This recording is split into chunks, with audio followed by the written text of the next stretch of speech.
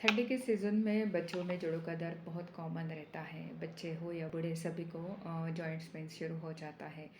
इसमें mostly iron और calcium deficiency का पाई जाती है या विटामिन बी 12 की डेफिशिएंसी पाई जाती है। तो इसमें आयुर्वेदा में कभी भी पेन किलर्स यूज़ नहीं करते हैं।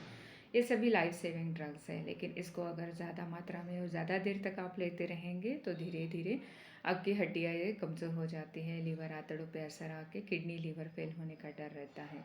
इसीलिए आयुर्वेदा में ऐसे प्रोडक्ट्स यूज़ नहीं करते हैं। अगर आपको पेन किलर, स्टेरॉइड्स ऐसी कोई चीज़ लेनी भी है तो वो 3 से 5 दिन से ज़्यादा तो बिल्कुल नहीं खानी चाहिए।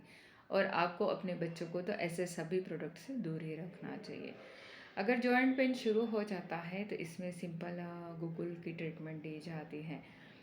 योगराज गुगुल, महायोगराज गुगुल। अगर स्किन डिसीज़ भी है तो केशर गुगुल भी दिया जाता है। ये सभी चीज़ें खाने के बाद गोलियाँ एक एक या दो दो दी जाती है। सुवर्ण भस्म का इसमें मेन रोल रहता है। ये सुवर्ण भस्म, रौप्य भस्म भी इसमें पेशेंट को दवाई के साथ दूध के साथ मिलाकर ये दवाइयाँ या गोलियाँ दी जाती हैं। अगर सवेरे उठते ही एलोवेरा या पारिजात के पत्तों का जूस दिन में 2 से 3 बार पेशेंट को दिया जाता है।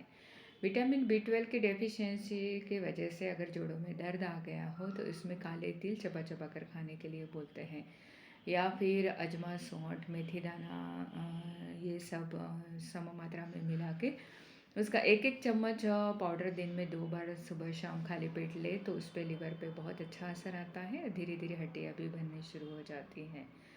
अगर इसमें कार्टिलेज घिस गया हो, आपको वेरिकोज वेन आ गई हो तो आपको सर्जिकल ट्रीटमेंट करनी चाहिए? नहीं, आपको बिल्कुल नहीं करनी चाहिए। आयुर्वेदा में जितना हो सके सर्जिकल ट्रीटमेंट से पेशेंट को दूर रखा जाता है, क्योंकि पोस्ट सर्जिकली पेशेंट को तकलीफ बहुत रहती है।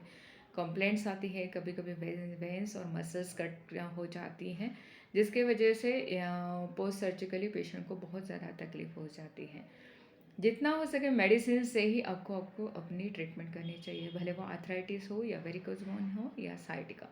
इसमें 2 नहीं 3 महीने, 3 नहीं 6 महीने का ट्रीटमेंट कर लीजिए, लेकिन परमानेंट आराम आपको होना चाहिए, ताकि एक बार आपको ट्रीटमेंट कर ले तो बार बार आपको ट्रीटमेंट नहीं करनी चाहिए। इसके लिए पंचकर्म सबसे बेस्ट रहता है। जिनकी पित्त प्रकृति हो, वात प्रकृति हो, इनमें एसिड बहुत बनता है, जिससे कि वो नसों में आ जाके नसें और मांसपेशियाँ हड्डियों को गलाना शुरू कर देता है, जिससे पेशेंट को दर्द बहुत रहता है।